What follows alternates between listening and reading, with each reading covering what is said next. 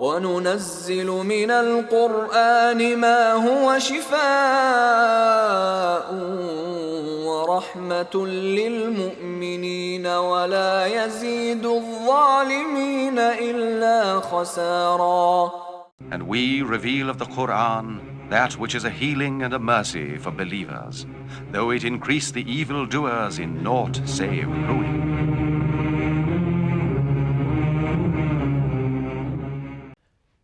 بسم اللہ الرحمن الرحیم۔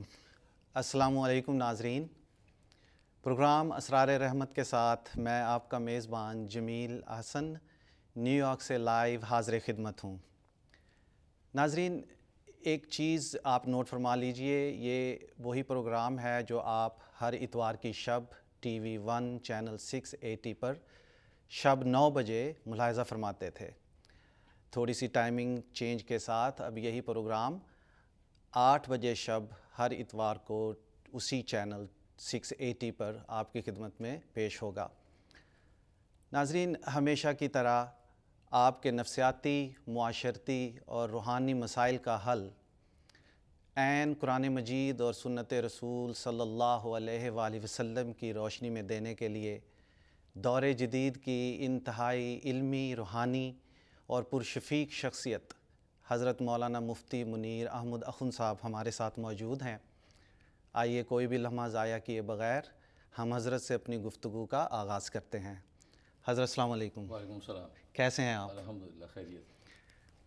ناظرین، جیسا کہ آپ جانتے ہیں کہ گزشتہ کئی پروگراموں سے ہم مختلف اولیاء کاملین کے بارے میں حضرت سے ان کے ارشادات سنتے رہے ہیں۔ آئیے آج بھی ہم حضرت سے جانتے ہیں کہ کس ولی کامل کے بارے میں آج ارشاد فرمائیں گے۔ جی حضرت۔ نحمدہ ونصلی ونسلم علی رسول الکریم، اما بعد۔ تذکرہ اولیاء کے حوالے سے آج ہماری 8ویں نشست ہے۔ اس سے پہلے 7 مجلسوں میں مختلف اولیاء کاملین کے بارے میں گفتگو تھی، جن میں بابا فرید الدین گنج شکر، خواجہ قطب الدین بختیار کاکی، خواجہ معین الدین چشتی، خواجہ حسن بصری، میاں جی نور محمد اور ابو سعید گنگوئی اور خواجہ عبدالقدوس گنگوئی رحمہ اللہ تعالیٰ کا ذکر تھا۔ آج 8ویں مجلس میں ہم ذکر کریں گے خواجہ عثمان ہارونی رحمہ اللہ تعالیٰ کے بارے میں۔ خواجہ عثمان ہارونی رحمہ اللہ تعالیٰ یہ سلطان الہند خواجہ معین الدین چشتی رحمۃ اللہ علیہ کے پیر و مرشد ہیں۔ ان کو اللہ تبارک و تعالیٰ نے ولایت و معرفت میں بہت عظیم الشان مقام عطا کر رکھا تھا، چنانچہ شریعت اور طریقت دونوں میں یکساں بلند مقام اللہ نے ان کو عطا کیا تھا۔ حافظ قرآن تھے اور روزانہ ایک قرآن کریم ختم کیا کرتے تھے۔ چنانچہ میرے دادا پیر حضرت شیخ الحدیث مولانا محمد زکریا کاندلوی مہاجر مدنی قدس سرہ لکھتے ہیں کہ انہوں نے اپنی زندگی میں راہ عشق و سلوک میں 70 سال تک مجاہدات کیے ہیں۔ 70 سال تک ریاضت و مجاہدت اس راہ میں کی ہے، اور اس دوران میں انہوں نے کھانا پیٹ بھر کے نہیں کھایا، اور 7 دن کے بعد منہ بھر کے صرف پانی پیا کرتے تھے۔ چنانچہ حضرت شیخ لکھتے ہیں کہ ایسا مجاہدہ اور ریاضت اس تصوف و سلوک میں اس کی کوئی نظیر جو کسی دوسرے ولی کی زندگی میں ملتی نہیں جیسی خواجہ عثمان ہارونی نے کی۔ چنانچہ ان کے جو پیر و مرشد تھے حاجی شریف زندنی رحمۃ اللہ علیہ، جب انہوں نے خرقہ خلافت آپ کو دیا تو آپ کو ترکی ٹوپی جو 4 کونوں والی وہ آپ کو پہنائی، اس میں 4 کونے ہوتے ہیں۔ تو شیخ نے کہا کہ یہ 4 ترکوں کی طرف اشارہ ہے، 4 چیزیں آپ کو ترک کرنی ہیں۔ پہلا فرمایا ترک نوم، کہ اس راہ عشق و سلوک میں نیند کو ترک کرنا ہے۔ دوسرا ترک ہوائے نفس، کہ نفسانی خواہشات کو ترک کرنا ہے۔ تیسرا فرمایا ترک دنیا، دنیا کو ترک کرنا ہے۔ اور چوتھا فرمایا ترک آخرت، آخرت کو بھی ترک کرنا ہے، بجائے اس کے کہ ذات حق مقصود ہو، کہ اس میں جو ہے صرف اور صرف اللہ تبارک و تعالیٰ کی ذات مقصود ہو، اس میں آخرت میں بھی نہ جنت کا لالچ ہو نہ جہنم کا خوف ہو، اللہ تبارک و تعالیٰ کے ساتھ عشق و محبت ایسی ہو کہ خدا کی ذات ہی مطلوب ہو۔ ماشاءاللہ۔ جیسے کہ واقعہ لکھا ہے حضرت رابعہ بصریہ کا کہ رابعہ بصریہ پر ایک غلبہ حال ہوا تو وہ ایک ہاتھ لوٹے میں پانی اور دوسرے میں آگ لے کے باہر نکلی، اور فرمایا کہ ہٹ جاؤ پیچھے، میں اس جنت کو آگ لگانے جا رہی ہوں کہ جس جنت کے لالچ میں لوگ میرے رب کی عبادت کرتے ہیں۔ ماشاءاللہ۔ اور فرمایا کہ میں اس پانی اس جہنم کو بجھانے جا رہی ہوں کہ جس کے خوف کی وجہ سے وہ اللہ کے سامنے روتے ہیں۔ صرف میرے رب سے محبت کرنے والا کوئی نہیں ہے. ہر آدمی جنت کے لالچ اور جہنم کے خوف سے عبادت کرتا ہے. لہذا آج میں اس جنت اور جہنم کا قلع کما کر دوں گی تاکہ لوگ صرف میرے محبوب کی خاطر خدا کو یاد کریں. ماشاءاللہ ماشاءاللہ. تو حقیقت یہ ہے کہ جس کو بادشاہوں کا بادشاہ مل جاتا ہے اس کو ساری بادشاہی مل جاتی ہے. اسے لکھا ہے کہ ہارون رشید بادشاہ ایک دن دربار میں آیا اور اس نے آ کے کہا کہ آج میں ہم بہت خوش ہیں کہ تمہیں دربار میں جس کو جو چیز پسند آتی ہے اس پہ ہاتھ رکھ دے. کسی نے فانوس پہ ہاتھ رکھ دیا, کسی نے پردے پہ ہاتھ رکھ دیا, کسی نے گلاس پہ ہاتھ رکھ دیا. تو ایک کالی لونڈی کھڑی تھی, اس کو بادشاہ نے کہا کہ تجھے کوئی چیز پسند نہیں آئی, تو بھی تو کسی چیز پہ ہاتھ رکھ. تو وہ آگے بڑھی اور کہا کہ بادشاہ سلامت جس چیز پہ ہاتھ رکھ دوں گی ملے گی. کہا کہ یہاں ہم نے اعلان کیا ہے بالکل ملے گی, تو جس چیز پہ ہاتھ رکھے گی وہ تیری ہوگی. لونڈی نے آگے بڑھ کے بادشاہ پہ ہاتھ رکھ دیا. تو امام رومی رحمۃ اللہ علیہ فرماتے ہیں کہ اس لونڈی جو کالی لونڈی سے عقل سیکھو کہ جس نے بادشاہ کے کندھے پہ ہاتھ رکھے پوری بادشاہی کی مالک بن گئی. تو عقل مند ہے وہ انسان جو بادشاہوں کے بادشاہ کو چن لیتا ہے تو ساری بادشاہی اس کے قدموں میں آ جاتی ہے. کیا خوبصورت. تو حقیقت اس لیے فرمایا کہ صرف وہاں بھی آخرت بھی ترک کر دو, صرف ذات حق مقصود ہو. فرمایا یہ 4 ترکوں کی طرف اشارہ ہے. چنانچہ خواجہ عثمان ہارونی رحمۃ اللہ علیہ کو اللہ تبارک و تعالیٰ نے بڑے کمالات عطا کر رکھے تھے اور سیر و سیاحت آپ بہت کیا کرتے تھے. تو لہٰذا ایک مرتبہ سفر میں تھے, عجیب کرامت ان کی لکھی ہے کہ آتش پرست لوگ جو آگ کی پوجا کر رہے تھے, تو حضرت اپنے خادم کو بھیجا کہ جا کے ان سے کچھ آگ لے آؤ تاکہ ہم بھی رات بسر کر لیں. جب وہ خادم گیا تو انہوں نے کہا نہیں بھائی یہ تو ہماری پوجا پاٹ کی آگ ہے, اس میں سے آگ دینا ہمارے مذہب میں جائز نہیں, ہم آگ نہیں دے سکتے.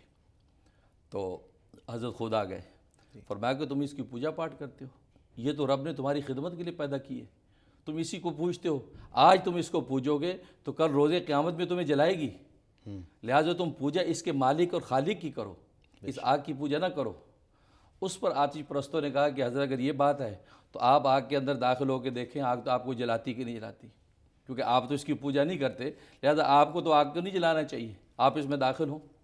حضرت نے کہا ٹھیک ہے. حضرت نے 2 رکعت نماز پڑھی, خدا سے دعا کی, تو اس آتش پرستوں کا جو سردار تھا اسی کا بیٹا جو ہے اپنی گود میں لیا, آگ کے اندر داخل ہو گئے. حضرت شیخ الحدیث مولانا محمد زکریا کاندھلوی رحمۃ اللہ علیہ لکھتے ہیں اپنی کتاب تاریخ مشائخ چشت میں, فرماتے ہیں کہ 2 گھنٹے تک آگ میں رہے. 2 گھنٹے کے بعد آپ باہر ہے بالکل سالم ہی, میں نے کہ اس بچے کا بھی بال بکا نہیں ہوا. تو لوگ حیران ہو گئے, یہ کیا معاملہ. سردار نے فوراً اسلام قبول کر لیا. حضرت نے اس کا اسلامی نام عبداللہ رکھ دیا اور اس کے بیٹے کا نام ابراہیم رکھ دیا, کیونکہ یہ ولایت ابراہیمی کا ایک پرتو تھا کہ اللہ تبارک و تعالی نے آپ کے ہاتھ پہ ظاہر کیا. اس لیے علماء نے ایک بات بڑی پتے کی لکھی ہے کہ اللہ تبارک و تعالی اولیاء کاملین کے ہاتھ پر کرامات کو جو ظہور کرتا ہے اس سے مقصود اصل میں یہ ہوتا ہے کہ آنے والی دنیا یہ سمجھ جائے کہ پہلے جو انبیاء کرام گزرے ہیں ان کے ہاتھوں پر جو معجزات ظاہر ہوئے تو بالکل برحق تھے. اس کی حقانیت ثابت ہوتی ہے جب ولی کے ہاتھ پر کرامت ظاہر ہوتی ہے. اور یہ ہمارا اہل سنت والجماعت کا عقیدہ ہے کہ نبی کا معجزہ ہو یا ولی کی کرامت ہو وہ اللہ تبارک و تعالیٰ کی اذن اور مشیت کے تابع ہے. ولی اپنے اختیار سے کرامت نہیں دکھا سکتا, نبی اپنے اختیار سے معجزہ نہیں دکھا سکتا. ہاں اللہ تبارک و تعالیٰ کی جب اذن ہوتا ہے تو اللہ تبارک و تعالیٰ ان کے ہاتھ سے کرامت اور معجزے کو ظاہر کرتے ہیں. اس لیے بعض نادان لوگ کرامت کا انکار کرتے ہیں, اس پہ بحث و مباحثہ کرتے ہیں, اصل میں وہ نادانی کی بات ہے. ہر چیز اللہ کے اذن کے تابع ہے, مشیت کے تابع ہے. تو یہ ولایت ابراہیمی ان کے ہاتھ پہ ظاہر ہوئی. اور ایک مرتبہ حضرت خود خواجہ معین الدین چشتی لکھتے ہیں کہ میں اپنے پیر و مرشد کے ساتھ تھا, تو دریا کے کنارے پر ہم کھڑے تھے, تو دریا کی دوسری طرف جانا تھا, کوئی کشتی نہیں تھی. تو کچھ دیر کھڑے رہے تو حضرت خواجہ عثمان ہارونی نے مجھے کہا کہ آنکھیں بند کر لو. ہاتھ پکڑ لیا, فرمایا آنکھیں بند کر لو. میں نے آنکھیں بند کر لیں. تھوڑی دیر کے بعد فرمایا آنکھ کھولو. جب آنکھ کھولی تو ہم دریا کے دوسرے کنارے پہ تھے. تو خواجہ معین الدین چشتی فرماتے ہیں کہ آج تک میں یہ بات نہیں سمجھ سکا کہ وہ کیا ماجرا تھا کہ حضرت خواجہ عثمان ہارونی کہاں تھے, کیسے وہاں چلے گئے. ظاہر ہے کہ اللہ تبارک و تعالیٰ کے ساتھ جس شخص کا تعلق ہو, 70 سال جس نے مجاہدے کیے ہوں اور پیٹ بھر کے کھانا نہ کھایا ہو اور خدا کے ذکر سے اس نے اپنی جو ہے غذا اور بچھونا بنا لیا ہو, تو اس کو اللہ ایسے کمال عطا کرتے ہیں. بے شک. ایک مرتبہ لکھا ہے کہ مجلس میں بیٹھے تھے کہ شخص آیا, کہا جی میرا بیٹا گم ہو گیا ہے اور ایک عرصے سے گم ہے اور ہم بہت صدمے میں ہیں. تو حضرت نے آنکھیں بند کی, مراقبے میں چلے گئے. تھوڑی دیر کے بعد سر اٹھایا, فرمایا کہ جاؤ تمہارا بیٹا گھر آ گیا ہے. تو وہ بڑا حیران ہوا, دوڑا, گھر دیکھو تو بیٹا موجود. تو خوشی کے مارے بیٹے کو لے کے حضرت کی خدمت میں آیا کہ چلو حضرت کو سلام کرو, تم تو حضرت کی دعا سے آ گئے. جب وہ حضرت کے پاس آیا تو لوگوں نے پوچھا بھائی تم اتنے عرصے سے غائب تھے، کیا ماجرا کیا ہے؟ تو اس لڑکے نے عجیب بات کہی، کہا کہ ایک جزیرے پر میں محبوس ہو گیا تھا، قید ہو گیا تھا اور نکلنے کا وہ راستہ نہیں بنتا تھا، تو میں خود پریشان حال تھا کہ میں نے یہ دیکھا کہ ایک بزرگ آئے اور حضرت کو دیکھ کے کہنے لگا یہی تو تھے، یہ بزرگ آئے اور مجھے کہا کہ میرے پاؤں پہ اپنے دونوں پاؤں رکھو، کہا میں نے پاؤں رکھے، انہوں نے میرے بازو پکڑے، فرمایا آنکھیں بند کر لو، میں نے آنکھیں بند کر لیں، تھوڑی دیر کے بعد آنکھیں کھولو، میں نے آنکھیں کھولی تو گھر کے دروازے پہ کھڑا تھا۔ اللہ اکبر۔ تو یہ ان کی کرامت، تو اللہ تبارک و تعالیٰ نے ایسا ان کو مقام عطا کر رکھا تھا۔ لیکن بات اصل میں وہی ہے کہ جب اللہ تبارک و تعالیٰ کا بندہ ہو جاتا ہے تو پھر اللہ تبارک و تعالیٰ بندے کا ہو جاتا ہے۔ بے شک۔ بندہ وہ کرتا ہے جو اللہ چاہتا ہے، تو پھر اللہ وہ کرتا ہے جو بندہ چاہتا ہے۔ کیا اس سے اللہ تبارک و تعالیٰ اس مومن کو یہ شان کرامت عطا فرما دیتے ہیں۔ تو اللہ سے دعا ہے کہ اللہ تبارک و تعالیٰ ان اولیاء کاملین کے نقش قدم پر چلنے کی توفیق عطا فرمائے۔ اور حاجی عثمان جو ہے ہارونی جو ہیں، یہ ان کا جو ہے سلسلہ چشتیہ میں 28ویں نمبر پہ آتے ہیں، ہمارے سلسلہ چشتیہ 28ویں نمبر پہ آتے ہیں، گویا کہ مجھ سے لے کر خواجہ عثمان ہارونی تک 27 واسطے بنتے ہیں۔ تو 27 واسطوں سے الحمدللہ ہمارا جو سلسلہ ان کے ساتھ جڑتا ہے۔ اللہ سے دعا ہے کہ اللہ تعالیٰ ان کی فیض و برکات سے ہمیں بھی مالا مال فرمائے۔ آمین ثم آمین۔ حضرت آپ کی گفتگو میں میں نے 2 لفظ سنے، ایک آپ نے کہا کہ رسول اور دوسرا آپ نے کہا نبی۔ کیا یہ 2 مختلف چیزیں ہیں، 2 مختلف مراحل ہیں اللہ تعالیٰ کے قریب آنے کے؟ اصل میں رسول اور نبی میں بنیادی طور پہ فرق یہ ہوتا ہے کہ رسول وہ ہوتا ہے کہ جو نئی شریعت اور نئی کتاب لے کے آتا ہے، اس کو رسول کہتے ہیں۔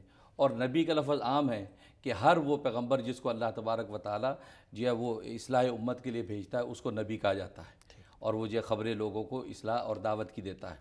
اس لیے لکھا ہے کہ رسول 313 ہیں اور نبی تقریباً 1,24,000 کم و بیش ہیں۔ رسول صرف 313 جو نئی شریعت اور نئی کتاب لے کے آئے، صحیح۔ اس لیے رسول سب نہیں ہیں لیکن نبی سب کو کہتے ہیں۔ ٹھیک۔ تو یہ دونوں میں فرق ہے۔ ناظرین، پروگرام کا سلسلہ جاری ہے۔ جیسا کہ آپ جانتے ہیں کہ ہم پروگرام کے دوران آپ کے کالز بھی لیتے ہیں اور ای میلز بھی پڑھتے ہیں، تو دیکھتے ہیں کہ اس وقت لائن پر کون موجود ہیں۔ شبانہ ہیں کیلیفورنیا سے، جی فرمائیے۔ ہلو، شبانہ ہیں کیلیفورنیا سے، جی فرمائیے، آپ کا کیا سوال ہے؟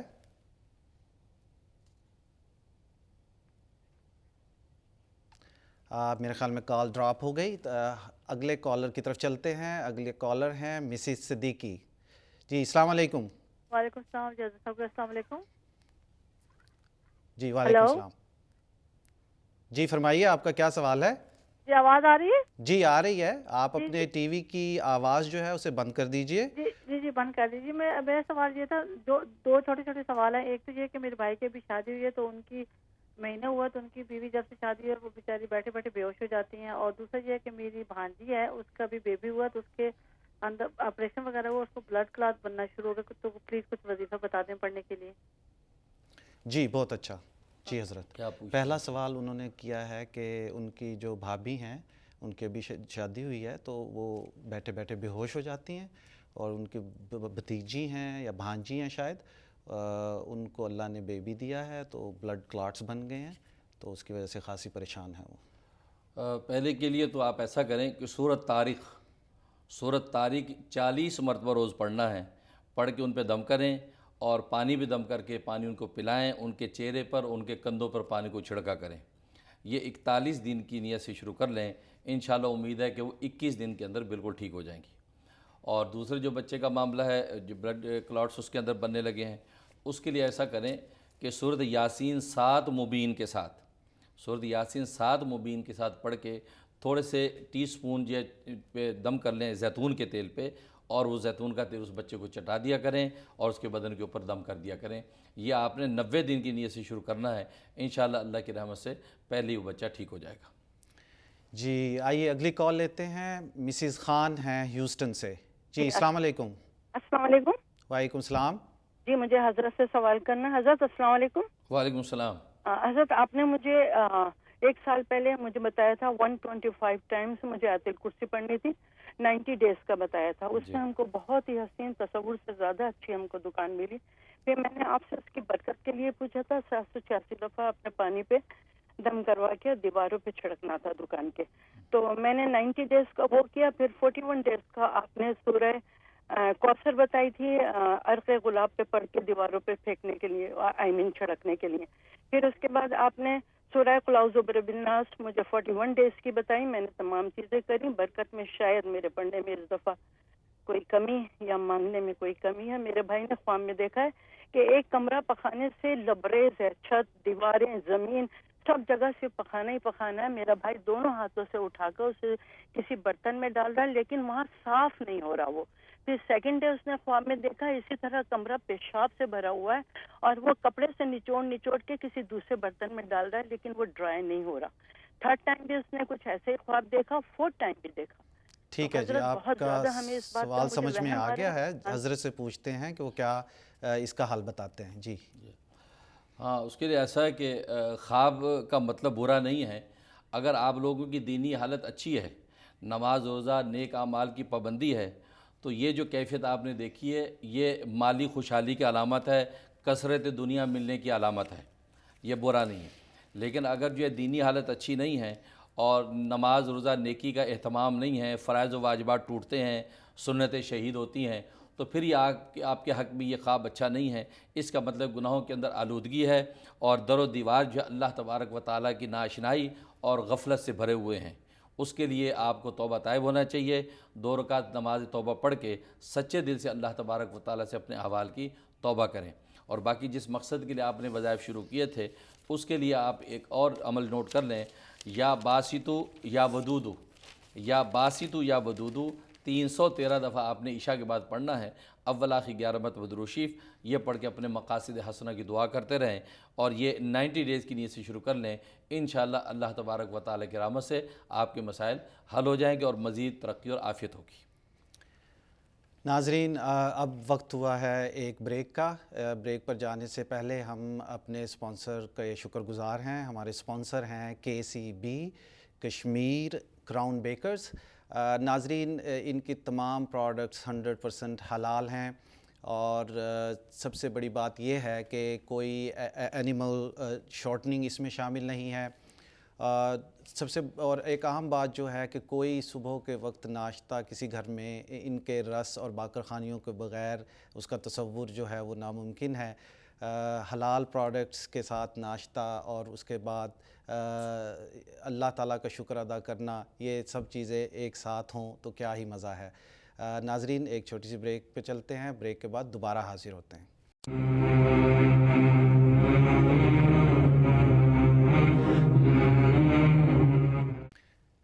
ناظرین, وقفے کے بعد پروگرام اسرار رحمت میں دوبارہ حاضر خدمت ہیں. آئیے آپ کی کچھ ای میل پڑھتے ہیں. حضرت, یہ ایک ای میل ہے. میں ایک لڑکے کو بہت پسند کرتی ہوں, وہ بھی مجھے بہت پسند کرتا ہے. ہم ڈیٹنگ کرتے رہے ہیں. اب میں نے اس کو شادی کے لیے کہا تو وہ اچانک مجھ میں دلچسپی لینا بند کر گیا.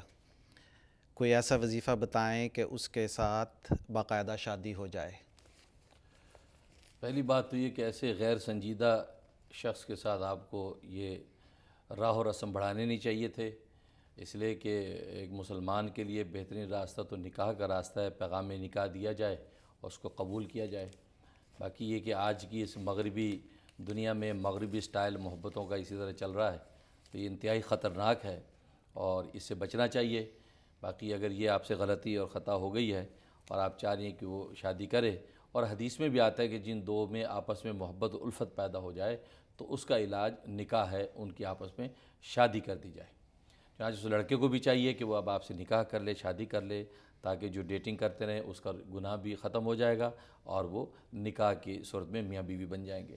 باقی آپ کے پڑھنے کے لیے ہے کہ آپ یا بدی العجائب بالخیر یا بدیو عشاء کے بعد 1200 مرتبہ اس لڑکے کا تصور کر کے, اور اس تصور سے کہ درمیان میں جو رکاوٹیں دور ہو جائیں اور اس کا دل بھی نکاح کی طرف مائل ہو جائے اور پاکیزگی کے ساتھ آپ دونوں رشتہ ازدواج میں منسلک ہو جائیں. تو یہ 1200 دفعہ پڑھیں, اول آخر 12 مرتبہ درود شریف. یہ آپ نے 36 دن کرنا ہے. انشاءاللہ اللہ کی رحمت سے آپ کو کامیابی ہوگی. ناظرین, دیکھتے ہیں کہ لائن پر کون موجود ہیں. عمران ہیں کنیکٹیکٹ سے. جی عمران, السلام علیکم. ہیلو السلام علیکم مولانا صاحب، میرا آپ سے یہ سوال ہے کہ میں ریسٹورینٹ میں کام کرتا ہوں، وہاں پہ پورک وغیرہ بھی یوز ہوتا ہے، تو میں نے یہ پوچھنا تھا اس کی کمائی جائز ہے کہ نہیں؟ جی حضرت، وہ کہہ رہے ہیں کہ میں ایک ریسٹورنٹ میں کام کرتا ہوں اور وہاں پہ پورک وغیرہ بھی ہے، تو کیا اس طرح کی کمائی جائز ہے؟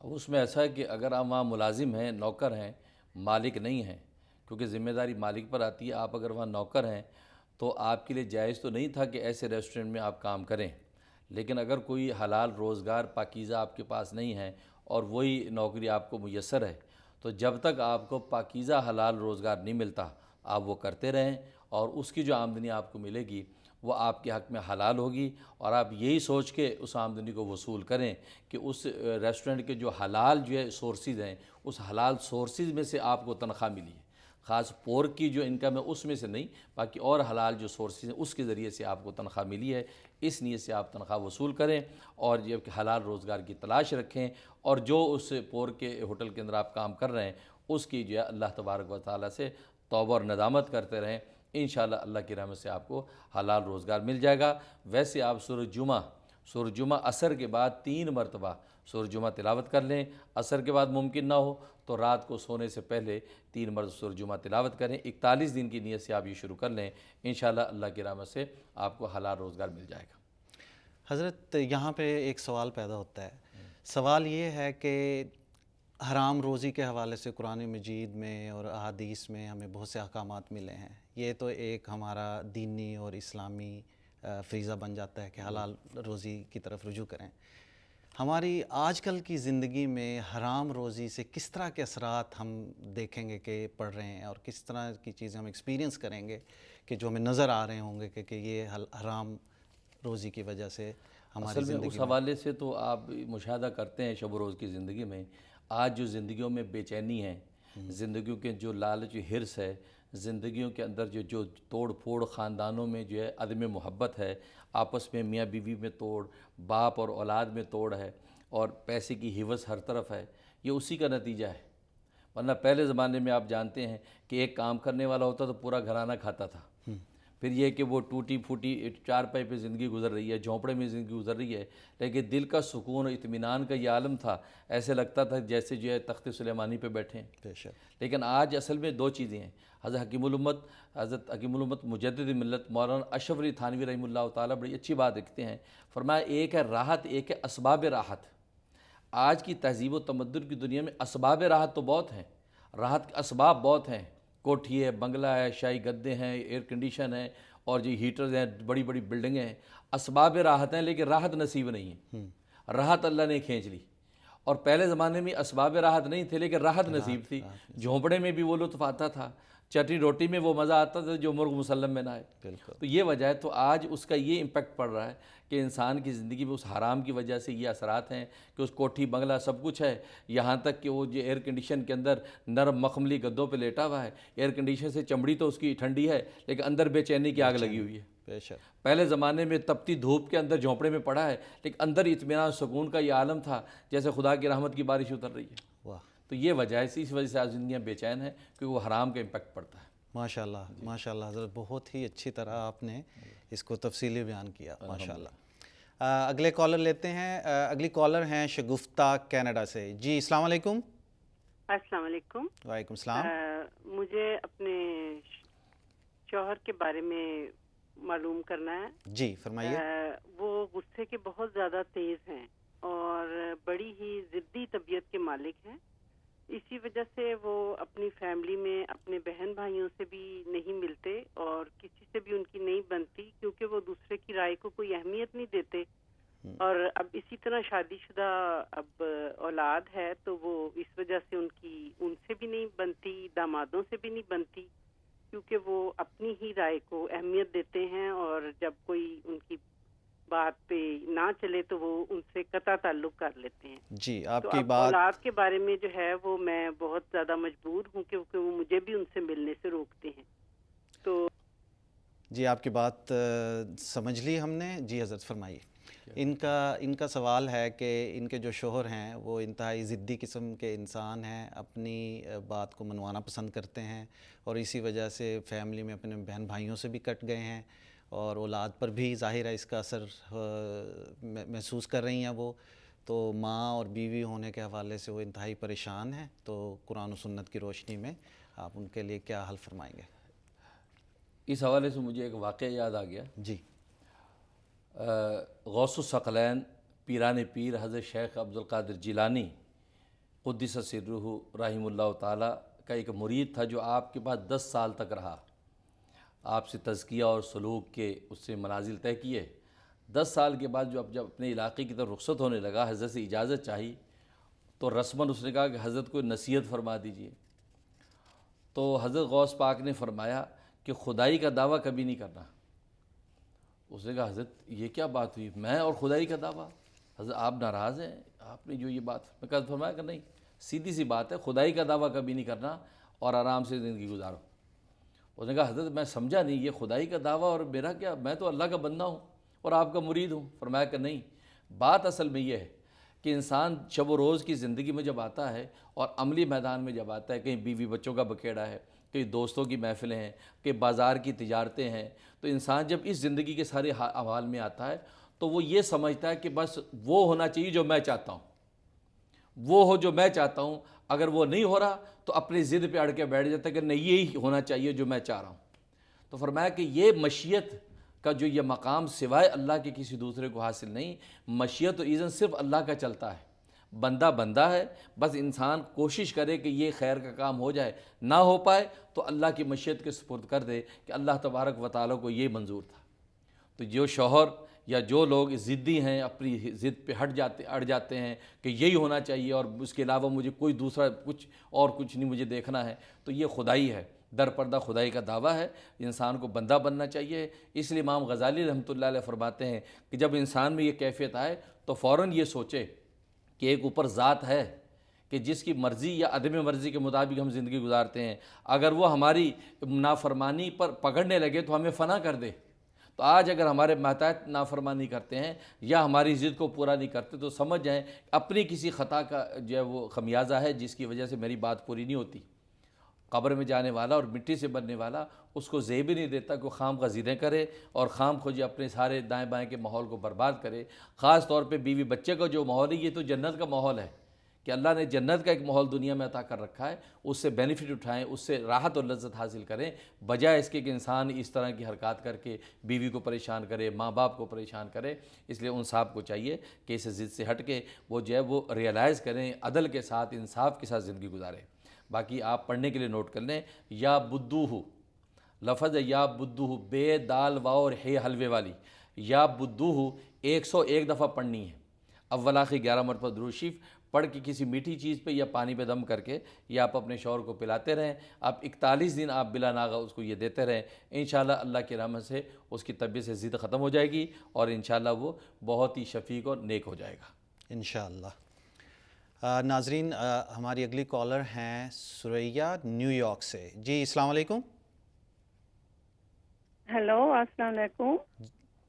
وعلیکم السلام. جی فرمائیے.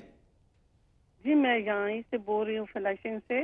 جی جی میں بہت زیادہ پریشان تھی اور کچھ میری چیزیں بھی گم ہو گئی تھی تو میں حضرت جی کے پاس گئی. انہوں نے کچھ پڑھنے کے لیے دیا، پاک کلام پڑھنے سے، اور جو عمل دیا وہ میں نے اسی طرح پڑھا اور کیا تو پریشانیاں بھی حل ہوئیں اور جو کچھ میرا گم ہوا تھا وہ بھی مل گیا الحمدللہ. ایک اور بات ہے، میرے شوہر کو کینسر ہو گیا تھا، وہ بھی ٹھیک ہو گئے. یہ سب اللہ کا کرم اور حضرت جی کی مہربانی ہے. بے شک میں دعا دیتی ہوں حضرت جی کو کہ ہم بے کس اور پریشان لوگوں کے بہت سے مسئلے حل ہوتے ہیں. میں ہر نماز کے بعد حضرت جی کو دعا دیتی ہوں اور ان کے بچوں کو بھی دعا دیتی ہوں اور ان کی ساری ٹیم کو دعا دیتی ہوں. اللہ تعالی حضرت صاحب کو انسان کے روپ میں فرشتہ بھیجا ہے ہم پریشان لوگوں کے لیے، اور ہم اپنی پریشانیوں سے گھبرا کر روتے روتے جاتے ہیں حضرت جی کے پاس. اور کئی دفعہ 24 آور میں پریشانیاں حل ہوئیں الحمدللہ اور ہمیں خوشیاں ملی. یہ بالکل سچ ہے، میں بالکل سچ بول رہی ہوں. آپ کی کال کا بہت بہت شکریہ بہن. الحمدللہ آپ کے مسائل کو اللہ تعالیٰ نے حل فرمایا. حضرت اس سلسلے میں آپ کیا فرمائیں گے؟ کیا کہتے ہیں؟ یہ وہ کہتی ہیں کہ یہ سریہ بہن تھی نیو یارک سے، وہ کئی دفعہ آپ کے پاس آئیں، ایک دو پریشانیاں تھیں، آپ نے کچھ وظیفہ ان کو بتایا اور الحمدللہ ایک تو ان کی کچھ گمی ہوئی چیزیں تھیں وہ مل گئیں، دوسرا ان کے ہسبینڈ کو کینسر تھا، الحمدللہ وہ بھی ختم ہو گیا ہے. ماشاءاللہ تو ماشاءاللہ، یہ سب اللہ تبارک و تعالیٰ کی فضل و رحمت ہے. آپ حضرات کی سچی عقیدت کا نتیجہ ہے کہ اللہ تبارک و تعالیٰ آپ کے حسن ظن کے نتیجے میں نتیجہ مرتب کرتے ہیں. پر میری تو ایک ادنا سی کوشش ہے خلوص نیت کے ساتھ، اور سرکار دو عالم صلی اللہ علیہ وسلم کی نظر کرم ہے کہ آپ حضرات کے یہ بڑے بڑے مسائل حل ہو جاتے ہیں. میں آپ کی دعا گو ہوں، اللہ تبارک و تعالیٰ آپ کو جزائے خیر دے اور مزید انشاءاللہ آپ کو خوشحالی اور عافیت عطا فرمائے. ناظرین، اب وقت ہوا ہے ایک بریک کا. بریک پر جانے سے پہلے میں ذکر کرنا چاہوں گا اپنے اسپانسر پی ڈی پومپی کا. یہ ایک زبردست قسم کی آفر لے کر آئے ہیں پاکستان کالرز کے لیے. 4.9 سینٹس پر منٹ کینیڈا یا امریکہ جہاں سے بھی آپ کال کریں دونوں کے لیے ایک ہی ریٹ ہوگا. اور اگر آپ اسی وقت یہ منٹ خریدنے کے لیے کال کریں گے تو کال کرتے وقت انہیں ٹی وی 1 کوپان کا آپ بتائیے، آپ کو 50 منٹس فری ملیں گے. تو آپ اس آفر سے ضرور فائدہ اٹھائیے اور ہم حاضر ہوتے ہیں انشاءاللہ ایک چھوٹی سی بریک کے بعد.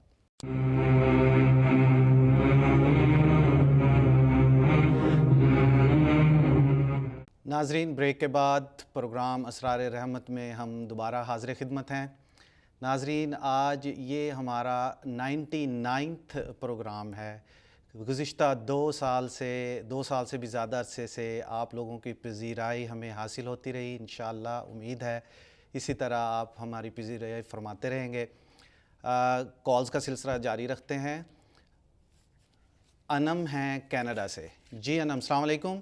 جی السلام علیکم. میرے 3 سوال ہیں جو میں بہت جلدی سے پوچھوں گی. ایک سوال یہ کہ پچھلے 2 سال میں میری بہن، میری امی کے بالکل بال ختم ہو گئے. ہمارے بہت ہیلدی خوبصورت بال ہوتے تھے. میڈیکلی سب کچھ ٹیسٹ کرا دیا دنیا میں، سارے ڈاکٹرز کو دکھا دیے، کہتے ہیں سب کلیئر ہے، انہیں خود سمجھ نہیں آ رہی، لیکن ایک دم سے ہمارے بال ختم ہو گئے ہیں. مطلب ایسے ختم ہوئے کہ ہمیں خود یقین نہیں آتا. اور جو میری بہن صرف 22 ایئرس کی ہے، اس کے سفید ہو گئے ہیں بال، اور ہمیں نہیں سمجھ آ رہا ہم کیا کریں. اس کی شادی ہونے والی ہے اور اس کے بال لٹرلی ختم ہو گئے. ایک یہ، دوسرا یہ کہ میری بہن کی انگیجمنٹ ہوئی ہوئی ہے، بار بار کوئی نہ کوئی 2 سالوں کا انگیجمنٹ میں کوئی نہ کوئی پرابلم. جب شادی ہونے والی ہوتی ہے کوئی پرابلم، ہم نے استخارہ کیا، کسی دینی انسان، کافی لرنڈ انسان سے بھی کرایا، مکہ میں حرم میں جا کے کیا، کبھی کوئی پرابلم کبھی کوئی جھگڑا یہ، اور استخارہ صحیح آتا ہے. اور تیسری یہ کہ کوئی ایسا بتا دیں کہ مجھے گریجویٹ ہوئے کافی عرصہ ہو گیا میرے بھائی کو، لیکن ہمیں اپنی فیلڈ میں جاب نہیں مل رہی جس میں ہم چاہتے ہیں. انفیکٹ ہمیں کوئی پراپر جاب بھی نہیں مل رہی، ہر چیز میں رکاوٹ ہے. میں نے بہت بار کوشش کی آپ کو کانٹیکٹ کرنے کی، نہیں ہوئی، لیکن لکیلی الحمدللہ اس بار ہو گئی. پلیز. جی شکریہ.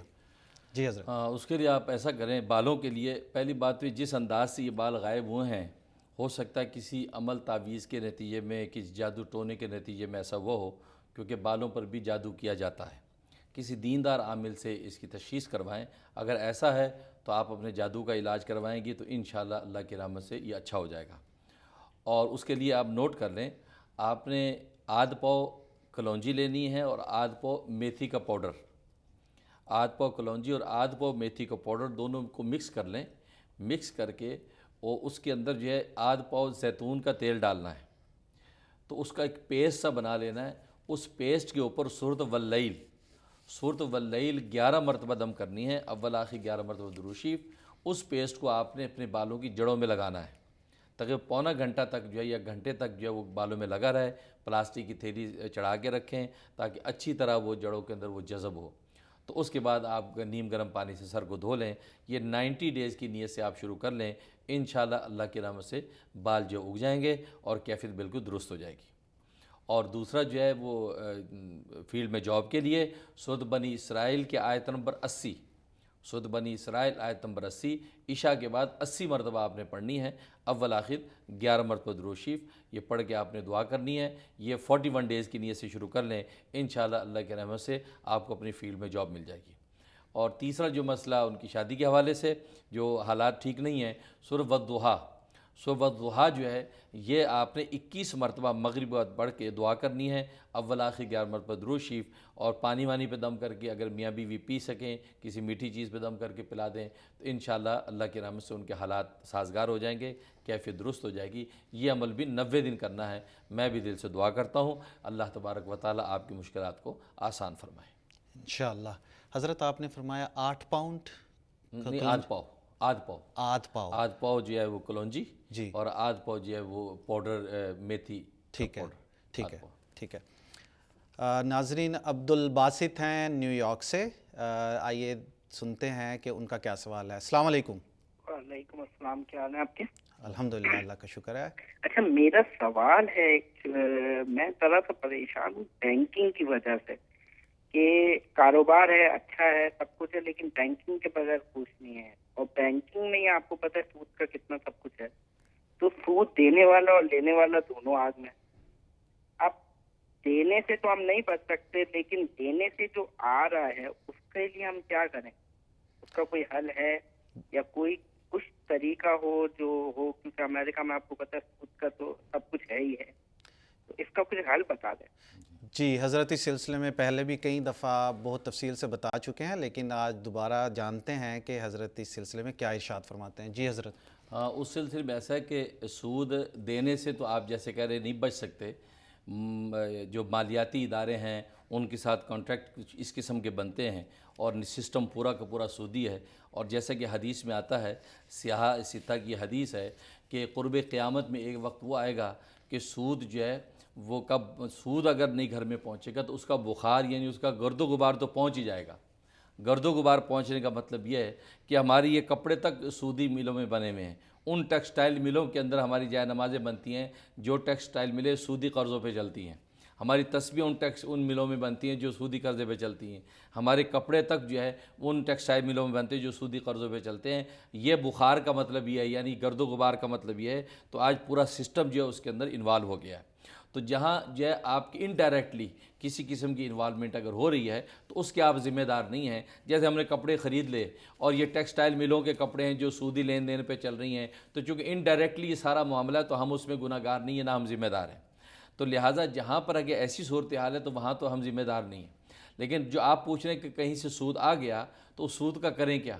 اس کا طریقہ یہ ہے کہ علماء نے لکھا ہے کہ بغیر ثواب کی نیت کے اس سود کو آپ محتاجوں میں تقسیم کر دیں، یا کوئی رفائی کام کروا دیں، کوئی کنواں بنوا دیا، پل بنا دیا، سڑک بنوا دی، تو اس طرح کے جو رفائی کام ہیں ان کاموں کے اندر اس کو لگا دیں، اور جو اس کو اپنے جو کسی اور انتفاع کے اندر خرچ نہ کریں۔ تو بغیر ثواب کی نیت کے کوئی غریب بچی اس کی شادی کروا دی، اس کو زیور لے کے دے دیا، اس کو مکان لے کے دے دیا، لیکن ثواب کی نیت نہیں کرنی، کیونکہ مال حرام ہے اور مال حرام کے اندر ثواب کی نیت کرنا جائز نہیں ہے۔ تو اس طریقے سے اس لیے علماء نے لکھا کہ اگر آپ کا سود مطلب آپ کا جو ہے اگر سیونگ اکاؤنٹ ہے اور سیونگ اکاؤنٹ میں آپ کی جو انٹرسٹ وہاں بن گیا ہے، اس انٹرسٹ کو چھوڑنا جائز نہیں ہے۔ بعض لوگ یہ کہتے ہیں سود ہے، سود کو ہم نہیں لیتے، بینک والوں کو کہتے ہیں آپ ہی رکھیں، ہم نہیں لیتے۔ نہیں، وہ چھوڑنا جائز اس لیے نہیں ہے کہ وہ جو سود آپ کا وہ اس کو اپنے دوسرے سودی کاموں میں لگائیں گے تو اس کے اندر جو ہے وہ جو سارا چلتا رہے گا، آپ اس کے حصہ دار بن رہے ہیں۔ لہٰذا اس سود کی رقم کو آپ لے لیں اور لے کے بغیر ثواب کی نیت کے غریبوں و محتاجوں کے اندر بانٹ دیں، تو اس صورت میں آپ جو ہے اس سے چھٹکارا پا سکتے ہیں۔ ناظرین، وقت ہوا ہے ایک چھوٹی سی بریک کا۔ بریک پر جانے سے پہلے میں اپنے اگلے اسپانسر کے متعلق کچھ بیان کرنا چاہوں گا۔ ہمارے اگلے اسپانسر ہیں ٹوٹل ویلتھ سلیوشنز۔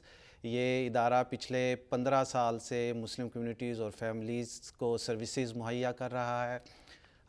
ناظرین، یہ بہت اہم ہے کہ آپ اتنی محنت سے اپنی حلال روزی کمائیں، اور یہ آپ کا حق بنتا ہے کہ اس کے بعد آپ کے پاس آپشنز ہوں کہ اگر آپ کی ریٹائرمنٹ انویسٹمنٹ ہے تو اس کو آپ کہاں پہ اچھے طریقے سے پلان کر کے اس کو انویسٹمنٹ کر سکیں۔ اگر آپ کے بچوں کی تعلیم کے حوالے سے آپ کے پاس کچھ بچت ہے تو وہ کیسے انویسٹمنٹ ہونی چاہیے، کہاں انویسٹمنٹ ہو۔ اور اسی طرح اگر آپ IRA کے ٹیکس اکاؤنٹس یا پھر جو چیریٹی کے حوالے سے ادارے جو ہیں ان کے اکاؤنٹس کے سیٹ اپ کے حوالے سے کچھ مدد حاصل کرنا چاہیں تو آپ بڑے ہی آنکھیں بند کر کے پورے اعتماد طریقے سے ٹوٹل ویلتھ سلیوشنز ادارہ جو ہے اس پر اعتبار کر سکتے ہیں. اور سب سے اہم بات میں جو اس ادارے کی کرنا چاہوں گا وہ یہ ہے کہ عمران جعفر جو کہ اسلامک فائنینسنگ اور اکاؤنٹنگ میں اور انویسٹمنٹ میں ایک بہت ہی بڑا نام ہے, وہ اس ادارے کے روح رواں ہیں. تو انشاءاللہ ایسے بڑے ناموں کے حوالے سے اس ادارے پر آپ اپنا مکمل اعتبار کر سکتے ہیں اور اپنی انویسٹمنٹ محفوظ سمجھ سکتے ہیں. چلتے ہیں ایک چھوٹی سی بریک کی طرف, انشاءاللہ بریک کے بعد دوبارہ حاضر ہوتے ہیں.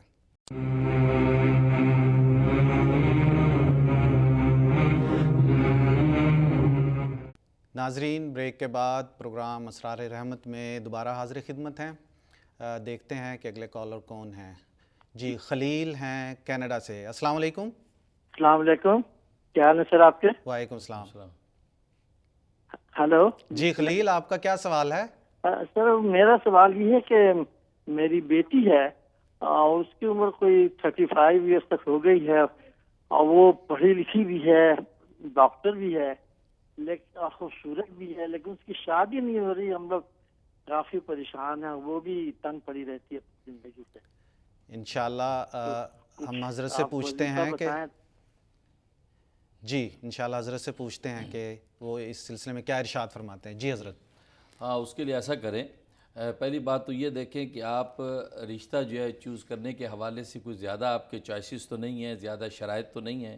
عام طور پہ ایسا ہوتا ہے کہ ہم بہت سی شرائط اور معیار رکھ لیتے ہیں, اس معیار اور سٹینڈرڈ سے نیچے کا اگر رشتہ ہے تو اس کے بارے میں کنسیڈر نہیں کرتے.